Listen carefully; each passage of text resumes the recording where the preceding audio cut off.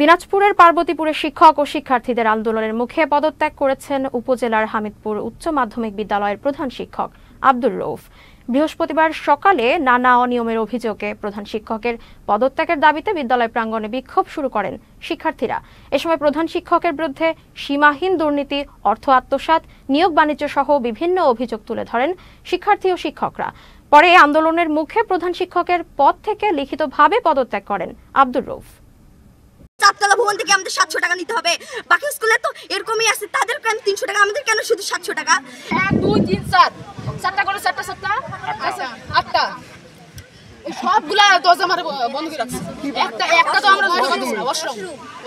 এই স্কুল থেকে তার হচ্ছে হেড পোস্টে যে আছে ওইটা যেন পদত্যাগ করে। আমরা নতুন হেড স্যারকে চাই।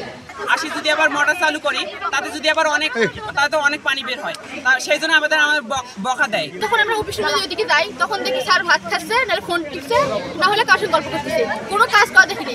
হেড স্যারের যেগুলো দায়িত্ব থাকে সেগুলো আমাদের মুকুল স্যার পালন করে, বিভিন্ন সহকারী শিক্ষক আমাদের হেড স্যার।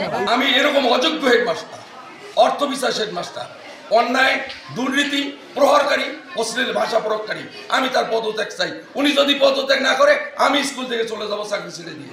কম্পিউটার টিচার আমাদের বিদ্যালয়ে কম্পিউটার যে শিক্ষা হয়, কম্পিউটার আজকে প্রায় 7 থেকে 8 বছর যাবত বিদ্যালয়ে কোনো কম্পিউটার নাই। বিভিন্ন কাজ আছে, ওরা কই আরও যে বাইরের যে প্রতিষ্ঠানগুলো আছে তারাই যে ছয়পুকুর হাট থেকে ওখানে কাজ করে।